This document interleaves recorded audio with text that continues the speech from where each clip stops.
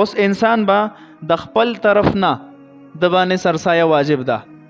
دغه رنګ ستا چې کم نابالغه ماشومان دي، کو چرته داغي په ملک ډیر شی مال موجود نو داغي د مال نه ته ادایګي وکا، او کو هغه غریبانان د خپل مال نه د نابالغه بچي ادایګي بتکه.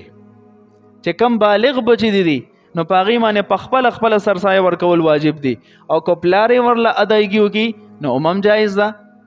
د کشان ستا والدین دي، کوغي صاحب نصابی په خپل به ادایګي کوي، او کنه تا ورله ادایګي وکا دغه په اجازت هم جایز دي.